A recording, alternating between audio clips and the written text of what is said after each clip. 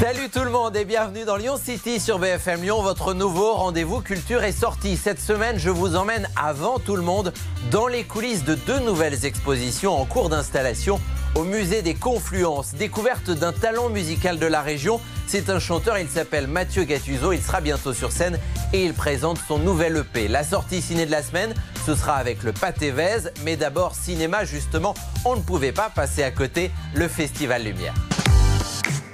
Après la soirée de lancement ce samedi à la Halle Tony Garnier, c'est parti pour la 12e édition du festival et Prix Lumière. Prix qui sera cette année remis aux frères Dardenne, Jean-Pierre et Luc, vendredi 16 au Centre des Congrès. Historiquement dédié au cinéma classique, le festival s'ouvre pour cette saison aux productions d'aujourd'hui en recevant les équipes du Festival de Cannes qui avaient dû être annulées à cause des conditions sanitaires. Avant-première, masterclass, village lumière et bien sûr des invités, Oliver Stone, Albert Dupontel, Sabine Azema pour ne citer que, ou encore Viggo Mortensen dont le film Falling est projeté en avant-première ce dimanche soir à 17h30 au Pâté Bellecour. Salles obscures toujours avec cette fois-ci la sortie ciné de la semaine sélectionnée par votre cinéma Pâté Vèze, Mon grand-père et moi de Tim Hill avec Robert De Niro. On retrouve Jean-Claude à la sortie de sa séance et on en parle après. Le petit Peter, 10 ans, va se retrouver relégué dans le grenier suite à l'arrivée de ce grand-père acariâtre qui va s'installer dans sa chambre. Donc il va y avoir une guerre épouvantable entre les deux. C'est de la lignée de Mon beau-père et nous, du nouveau stagiaire. Donc si vous aimez le genre... Mais qu'est-ce que c'est l'emmousse à séchage rapide?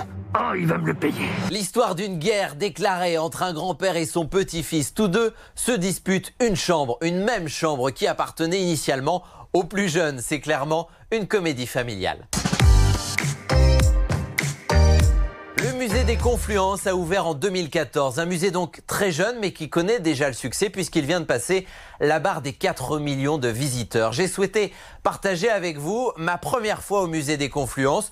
2 nouvelles expositions ouvriront la semaine prochaine. J'ai pu accéder aux coulisses. Bonjour Cédric. Bonjour Colas. Quel musée impressionnant. Je vais pas dire qu'il dénote par rapport à tout ce qui se passe autour, mais en tout cas il attire l'œil. C'est un architecte autrichien qui l'a construit, Koop Himmelblau. On est au niveau du confluent entre le Rhône et la Saône, mais aussi confluence de toutes les cultures, de toutes les personnes. C'est un musée qui rassemble des collections à la fois de sciences naturelles et l'ethnographie, c'est-à-dire les cultures du monde. Bon, on y va? On y va. Cristal, nuage entre minéralogie et aérien, c'est ça? Voilà, alors le cristal, qui est une vraie invitation pour le public à venir voir ce qu'il se passe à l'intérieur de ce nuage. Ça fait pas mal de vitres à nettoyer. On a une société qui travaille d'alpinisme. Bravo à eux. Vous avez combien d'œuvres ici? 2,5 millions de... Ça, on va par où? Alors, si on va pas dans le bon sens aussi, on a allé droit vers le mur.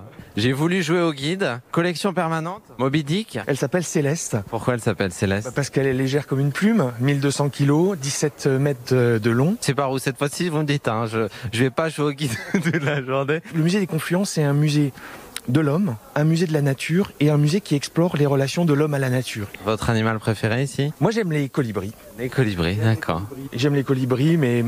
Et j'aime les colibris. Ici on a quelques exemples d'animaux disparus. On a un rare squelette de dodo qui a disparu en quelques années parce qu'il ne savait pas voler. Est-ce que vous avez un dinosaure? Oui, dans l'autre salle. C'est lui le dinosaure? Il a un nom peut-être? Il n'a pas de nom. Mais... Et son espèce? Un Camarasaurus. Camarasaurus. Le baptisé... Appelons-le Cola. Allez, Cola.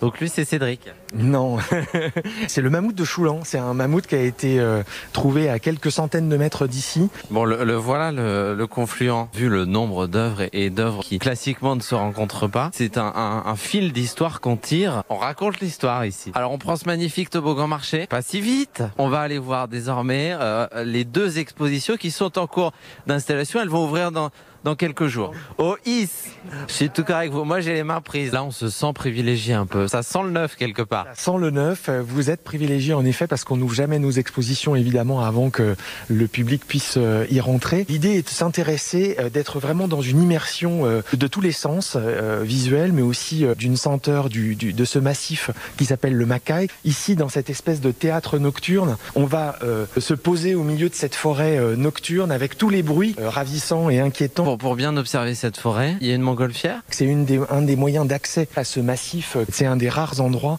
où l'humain n'a pas mis les pieds. L'idée, c'est de partir avec nous, c'est de partir au musée, de partir en voyage au musée. J'ai l'impression qu'il y a beaucoup de box comme ça, dans lesquels on va rencontrer les scientifiques qui ont travaillé dans ce massif. Et puis là, on a reconstitué un bivouac. Où est ma tante?